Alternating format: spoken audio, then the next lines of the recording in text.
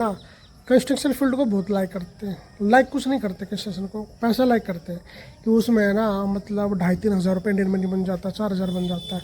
भाई मैं आपको एक चीज़ बताने वाला हूँ, प्लीज़ आप हार्ड वर्क कितने टाइम तक आप कर सकते हो, ठीक है। हद मार के 15 दिन, 20 दिन, 1 महीना पे क्या हुआ वहाँ पे, खाली 15 दिन में है ना उनकी हालत टाइट हो गई। जब लेंटर डलता है ना, जब कंक्रीट छत पे डलता है बिल्डिंगों में, हालत टाइट हो जाती है, ठीक है। 4 घंटे में बंदा ढंग से काम नहीं कर सकता। तो कंस्ट्रक्शन फील्ड इतना ईजी नहीं है, बहुत हार्ड फील्ड है। तो एक चीज़ बताने वाला हूँ कि जो मेडिकल की रिपोर्ट होती है, जो इंडिया में मेडिकल्स कराते हैं, उसका खर्चा कितना आता है? 1,000 रुपये के आसपास खर्चा आता है, ठीक है। 1,000-1,200 रुपये खर्चा आता है। काफ़ी लोग घबराते हैं कि बहुत ज़्यादा खर्चा आ जाएगा, नहीं भी 1,000-1,200 रुपये का मेडिकल का खर्चा है। पीसीसी फ्री में बनती है, डोनेट करोगे फैलेगा, ठीक है। किसी से शारीरिक संबंध बनाओगे तो फैलेगा। तो उस केस में ना एम्बेसी भी सोचती है, ठीक है, वो डिपोर्ट भी कर सकती है आपको। मान लो दोस्तों आपके यहाँ पे सभी जो रिजल्ट आते हैं, जो भी टेस्ट आते हैं, सब नेगेटिव है, ओके। पर अगर आप मोर्चे में जाओगे, अगर पॉजिटिव आएगा तो फिर आपके साथ क्या होगा?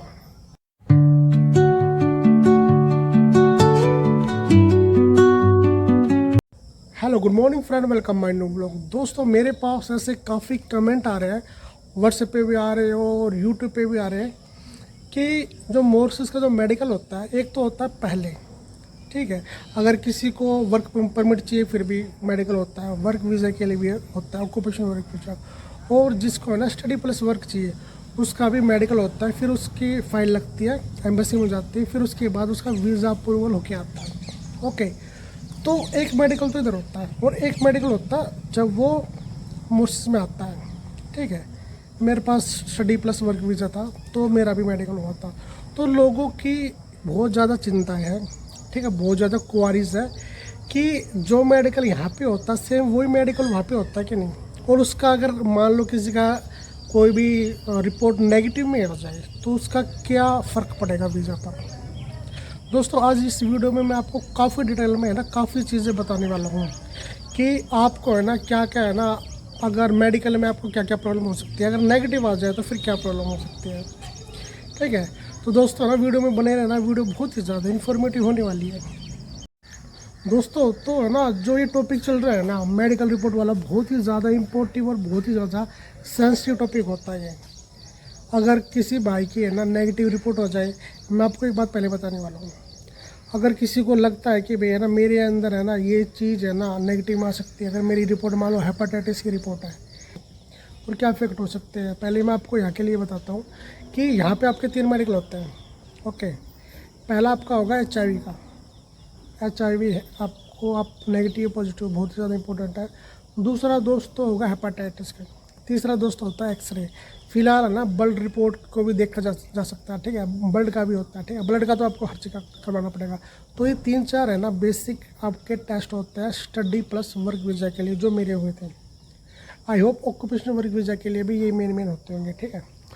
तो जब आप वीज़ा इशू करोगे ना, फाइल सबमिट करोगे, तो उस फाइल में PCC, आपका fund, bank transaction, okay, offer letter और रिपोर्ट, मेडिकल रिपोर्ट, ये सभी आपके डॉक्यूमेंट जाएंगे। और ये तीनों चारों आपके जो मेडिकल रिपोर्ट जाएंगी, जो रिपोर्ट होगी डॉक्टर के है ना स्टंप होनी चाहिए, सिग्नेचर होने चाहिए, स्टंप भूल मत जाना, नहीं तो आपका जो वीज़ा है ना इशू नहीं होगा, अप्रूवल नहीं हो पाएगा, ठीक है। काफ़ी बंदों की प्रॉब्लम होती है, तभी उनका वीज़ा 3-3, 4-4 महीने में नहीं आता है, प्रॉब्लम होती है। नहीं तो है ना फिलहाल है ना मोस्टली सबके वीज़े जल्दी स्पीड से आने लग रहे हैं। किसी का 25 दिन में आ जाता है, किसी का महीने में, किसी का 1.5 महीने में, 2 महीने से ज़्यादा नहीं लगता है, ठीक है। तो हमारे क्लाइंटों का 2 महीने में आ गया था। तो काफ़ी है ना हम देखते हैं कि है ना ये जो मेडिकल रिपोर्ट होती है ना काफ़ी इंपॉर्टेंस रखती है आपके वीज़ा आने में और ना आने में, ओके। तो काफ़ी मेरे पास ऐसे कमेंट आते हैं कि सर अगर हम मोर्सिस में जाएंगे क्या वहाँ पे हमारा मेडिकल होता है? भाई मेडिकल होता है, पर ये नहीं कि आपका जाने के जाओगे तुरंत आपका मेडिकल होगा, नहीं, 3-4 महीने बाद आपका मेडिकल होता है। मेरा हुआ था 3-4 महीने बाद मेडिकल हुआ था। वहाँ पे ये सेम मेडिकल होता है, सेम जो इंडिया में हुआ है, तीनों चारों मेडिकल उधर होते हैं। अगर आप यहाँ पे नेगेटिव हो, ठीक है, मतलब पॉजिटिव हो आप यहाँ पे, मान लो दोस्तों आपके यहाँ पे सभी जो रिजल्ट आते हैं, जो भी टेस्ट आते हैं, सब नेगेटिव है, ओके। पर अगर आप मोर्चे में जाओगे, अगर पॉजिटिव आएगा तो फिर आपके साथ क्या होगा? दोस्तों मैं आपको एक बात बताता हूँ, उसका आपका वीज़ा पे है ना बहुत बड़ा इम्पैक्ट पड़ता है। आपका वीज़ा एक्सटेंड नहीं हो पाएगा। ये नहीं कि भाई आपको भगा देंगे, आपको डिपोर्ट कर देंगे, ऐसा नहीं हो पाएगा। कुछ सिम्टम्स होते हैं, ठीक है, कुछ बैक्टीरिया या लगा लो कुछ बीमारी है, जैसे इबोला हो गया, ठीक है, कोरोना वगैरह सब कुछ हो गया ना, उस मामले में बेशक आपको डिपोर्ट कर दे या फिर आपको है ना क्वारंटीन कर दे। अदरवाइज़ आपको ना तो वो वहाँ से डिपोर्ट करेंगे, ओके, पर आपका जो वीज़ा है ना आगे एक्सटेंड करने में दिक्कत आ जाएगी। ये फ़र्क पड़ता है, जो मैंने आपको डायरेक्ट बता दिया, घुमा फिरा के नहीं बताया, ठीक है, कि ये आपको है ना ये पड़ने वाला फ़र्क, बाकी ज़्यादा फ़र्क पड़ने नहीं वाला जिसके पास में स्टडी प्लस वर्क हो या फिर कुछ भी हो, ठीक है। आपका वीज़ा है ना वीज़ा आगे बढ़ेगा नहीं, ठीक है।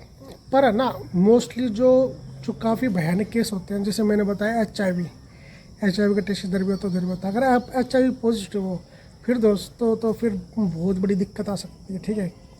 फिर दिक्कत ये आ गई कि मान लो अगर आपने किसी के साथ संबंध बना लिया, ऑटोमेटिक HIV होगा, ठीक है, और कोई कंट्री नहीं चाहती कि कोई HIV पॉजिटिव वाला बंदा हमारी कंट्री में रहे, तो उस केस में बहुत ही आप डिपोर्ट भी हो सकते हो दोस्तों। जैसे हेपाटाइटिस हो गया, हेपाटाइटिस है ना, अगर मेरे हेपाटाइटिस है मैं पॉजिटिव हूँ तो वो किसी के फैलेगी नहीं, उससे किसी को नुकसान नहीं होने वाला, बस मेरे को नुकसान होगा, ठीक है। पर जो HIV है ना, HIV दूसरों को फैल सकता है। अगर आप किसी से अगर अपना ब्लड किसी को डोनेट करोगे फैलेगा, ठीक है, किसी से शारीरिक संबंध बनाओगे तो फैलेगा। तो उस केस में ना एम्बेसी भी सोचती है, ठीक है, वो डिपोर्ट भी कर सकती है आपको, ठीक है। तो ये चीज़ें होती है। दूसरा एक्सरे आपकी मान लो कुछ प्रॉब्लम हड्डी वगैरह ऐसा कुछ है, ठीक है, तो है ना उस केस में भी कुछ डिपोर्ट वगैरह ऐसा कुछ नहीं है, बस आप ट्रीटमेंट करा सकते हो, बस ये हो सकता है। पर जो HIV वाला केस है ना ये बहुत ही ज़्यादा खतरनाक है। और मैं आपको एक बात बताता हूँ, काफ़ी ऐसे केस हुए हैं जो HIV के यहाँ पे नेगेटिव इंडिया में और वहाँ पे जाके पॉजिटिव हो चुके हैं, क्योंकि उन लोगों ने है ना आदतें ख़राब है, किसी से शारीरिक संबंध बना लिए, वहाँ पे प्रोस्टिट्यूशन वगैरह से उनके पास हो गए, ठीक है। तो तभी मैं बार बार कहता हूँ कि अपनी आदतों को सुधारो, ठीक है। आप जिस मकसद से गए हो किसी भी कंट्री में तो आपको उसी मकसद से उस पर काम करना है, ठीक है। काफ़ी लोग मैंने देखे इतनी गंदी आदत होती है कि शारीरिक संबंध किसी से बना लेते हैं, किसी से भी। प्रोस्टिट्यूशन है ना फॉरेन में बहुत ज़्यादा होता है, ठीक है, मॉरिशस में उस लेवल पे नहीं है दोस्तों। और मैं आपको एक चीज़ बताने वाला हूँ कि जो मेडिकल की रिपोर्ट होती है, जो इंडिया में मेडिकल्स कराते हैं उसका खर्चा कितना आता है, 1000 रुपये के आसपास खर्चा आता है, ठीक है, 1000-1200 रुपये खर्चा आता है। काफ़ी लोग घबराते हैं कि बहुत ज़्यादा खर्चा आ जाएगा, नहीं भी 1000-1200 रुपये का मेडिकल का खर्चा है। PCC फ्री में बनती है, मेरे से एक भी पैसा PCC में नहीं लिया गया, किसी भी भाई किसी पुलिस वाले ने नहीं लिया। पहले जो बनवाते थे ना, जब ऑफलाइन बनती थी थाने में जाते थे तब तो खो जाता था, भाई 1500 रुपये देना पड़ जाता था। फिलहाल ऐसा नहीं है, फिलहाल ऑनलाइन है, सब कुछ ऑनलाइन हो चुका है और PCC का आपको कुछ भी खर्चा नहीं देना पड़ेगा। अब तो पासपोर्ट जो बनता है ना वो भी ऑनलाइन है ना, एंड वेरिफिकेशन होने लग गया है, तो काफ़ी सहूलियत होने लगी है। ओनली आपको मेडिकल के लिए 1000-1500 रुपये को देना पड़ेगा। और जो आपका मेडिकल मॉरिशस में होगा उधर भी आपको कुछ नहीं देना पड़ेगा आपको मॉरिशस में मेडिकल खर्चे के लिए, ठीक है। तो ये चीज़ है, ठीक है। तो आपको मेडिकल खर्चे के लिए ना मॉरिशस में 1 रुपया नहीं देना पड़ेगा, सब कॉलेज पे करता है। अगर आपसे कॉलेज मांगता है ना तो इसका मतलब कि आपके एजेंट ने उसको और प्रॉपर पैसा नहीं दिया, फीस नहीं भरी, ठीक है। नहीं तो दोस्तों पूरा प्रॉपर फीस है ना, पूरा खर्चा जो होता है वो पूरा खर्चा है ना आपके फीस में सब कुछ होता है, मेडिकल वगैरह जो आपसे है ना एजेंट लेता है सब कुछ होता है। बाकी तो सब है ना लूटने घसोने वाली बात होती है, ठीक है, बंदों को। दोस्तों सुमन प्रीति जी ने एक बहुत अच्छा कमेंट किया है, क्या 1 ईयर जो स्टडी प्लस वर्क का जो हमें परमिट मिलता है, जो हमें वीज़ा मिलता है, उसके बाद में स्टूडेंट काम कर सकता है? भाई देखो बहुत ही इंपॉर्टेंट क्वेश्चन है ना, बहुत अच्छी बात तो है ना, बहुत काफ़ी डीपली बात मैं आपको बताने वाला हूँ।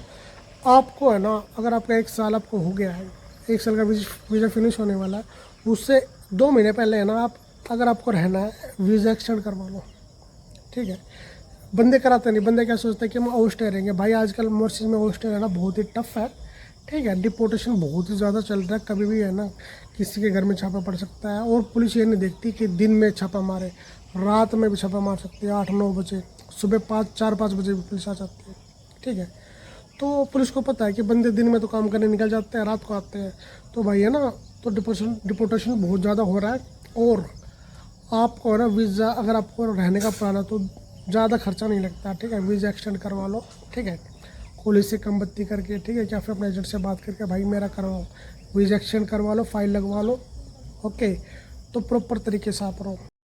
दोस्तों अब तो पता है क्या होने लगा, पहले क्या होता था कि अगर आप किसी कंपनी में काम कर रहे हो, मान लो कोई इंटरनेशनल कंपनी है उसमें काम कर रहे हो, क्या फिर कोई अच्छी फर्म है उसमें आप काम कर रहे हो, तो वो स्टूडेंट का वीज़ा मांगने लग गए। क्योंकि पुलिस ने है ना, इमिग्रेशन ने है ना, पुलिस को सीधा चेतावनी दे दी है कि जिधर भी बंदे काम कर रहे हैं ना, कोई अच्छी कंपनी में काम कर रहे हो, किसी फर्म में काम कर रहे हो, तो उन कंपनी को बोल दो कि उनके पास वीज़ा होना चाहिए।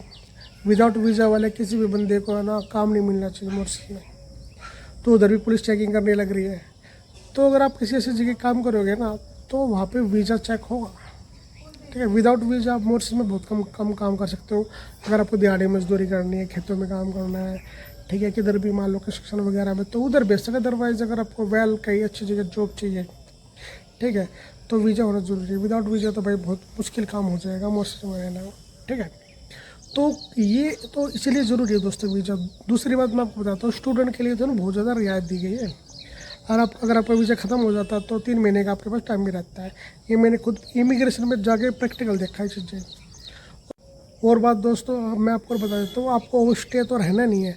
मान लो कल का प्लान बन जाए आपको यूरोप जाने का और किधर भी कंट्री जाने का, अगर आप ओवर स्टे रहे तो फिर आपकी ट्रैवल हिस्ट्री बिगड़ जाएगी। वो सब ऑनलाइन चला जाता है सबके पास में, ट्रैवल हिस्ट्री उसी को तो बोलते हैं। ठीक है, अगर मोर्सिस में क्या होता है, अगर कोई बंदा ओवर स्टे रहता है तो उस टाइम वगैरह तो यहाँ पर टिकते नहीं, खाली फॉर्म वगैरह भरा लेते हैं। कोई ज़्यादा ओवर स्टे रहता है, ठीक है, बैन लगा देते 6 महीने का।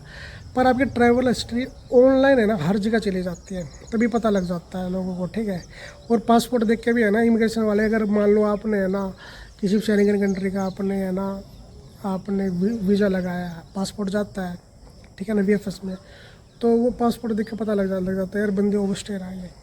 ओके, ऑनलाइन भी शो हो जाता। तो आपको अपनी है ना ट्रैवल हिस्ट्री नहीं बिगाड़नी है। कोई बंदा ही बोलता नहीं यार मुझे तो खाली अब मोर्सिस में है ना, मोर्सिस के बाद मुझे कहीं जाना नहीं है। भाई मैं है ना 2017 में मैं मर्चेंट तक मैंने काम किया है, 2017 तक। ठीक है, मैं नहीं सोचा था नहीं यार अब नहीं जाऊंगा मैं, ठीक है, अब मैं किसी कंट्री में नहीं जाऊंगा, अब मैं इधर ही घर पर रहूँगा। भाई फिर मैं उसके बाद 2000 है ना 25 में आए बाहर जाना पड़ जाता है यार। इंडिया में कभी कभी है ना आप सैलरी से सेटिस्फेक्शन नहीं होते, मूड कभी भी चेंज हो जाता बाहर जाने का। क्या पता कभी मतलब कभी भी है ना कम पैसों में काम होने लग रहा हो, चलो हम सोचते हैं चलो भाई ठीक है 1-2 साल काम करें बढ़िया पैसा कमा लेंगे। तो है ना ये चीज़ें है ना होती है भाई। ट्रैवल हिस्ट्री मत बिगाड़ो, आगे काम आपकी लाइफ में आने वाली है। अगर आपने पक्का मूड पे लिया ना अभी मैं नहीं जाऊँगा तो वो बात अलग है। ठीक है, पर ट्रैवल हिस्ट्री को आपको वेल करना चाहिए। आपको एक दिन भी ओवर स्टे आपको नहीं रहना चाहिए। दोस्तों मेरे पास है ना काफ़ी ऐसे भी कमेंट आते हैं कि लोग हैं ना कंस्ट्रक्शन फील्ड को बहुत लाइक करते हैं। लाइक कुछ नहीं करते कंस्ट्रक्शन को, पैसा लाइक करते हैं कि उसमें है ना मतलब 2,500-3 हज़ार रुपये इंडियन मनी बन जाता है, 4,000 बन जाता है। भाई मैं आपको एक चीज़ बताने वाला हूँ, प्लीज़ आप हार्ड वर्क कितने टाइम तक आप कर सकते हो। ठीक है, हद मार के 15 दिन, 20 दिन, 1 महीना।